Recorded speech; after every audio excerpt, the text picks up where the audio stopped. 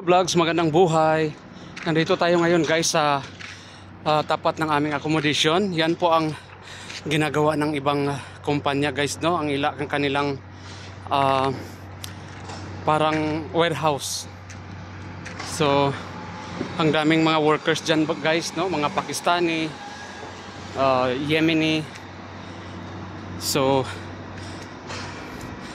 maganda to guys ang kanilang pinapasukan dyan kasi updated po ang sahod dyan, kaya nga mabilis na tayo. Yung mga structural na mga building na yan, structural, mabilis na tayo kasi updated po sila dyan sa kanilang pasahod. So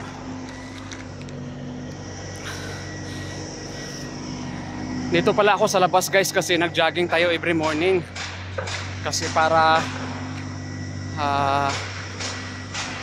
maayos naman or magiging healthy tayo always. So kailangan natin mag-jogging, kailangan natin maglakad-lakad. Alam nyo ba guys na ang kailangan natin araw-araw kung ilang steps ang kailangan para po guys magiging healthy tayo sa ating pangangatawan. Kailangan natin guys 3,500 steps. Pwede po kayo mag-jogging, pwede po kayo maglakad. Basta ang kailangan lang natin is 3,000 steps, no? Ang ating kailangan araw-araw. So para maging malusog tayo, magiging normal ang ating katawan, mga palangga. So dito tayo every morning. Ito talaga ang ginagawa ko guys.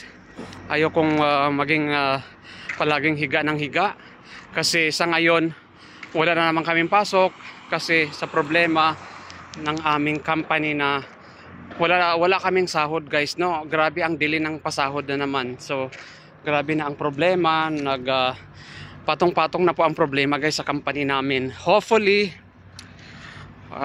kaawaan ng Panginoon maging maayos at makauwi tayo sa Pilipinas mga langga, no? Hindi tayo mahirapan pag-uwi soon. So yan lang siguro guys ang aking konting vlog ngayong umaga. So advice ko lang sa lahat ng mga kaibigan natin at mga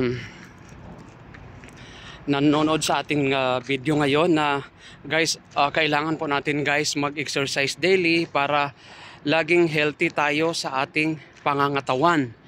So kailangan natin guys 3,000 steps every day, 3,500 steps every day. So meaning to say, kahit maglakad kayo dyan guys ilang kilometer, exercise na rin po yan mga langga kasi counted yan doon sa steps na kinakailangan na gawin natin daily. Kung hindi tayo tamarin, so dapat guys is gawin po talaga natin yun kasi nakakapagbigay ng maganda sa ating katawan. So yan lang, magandang buhay and thank you for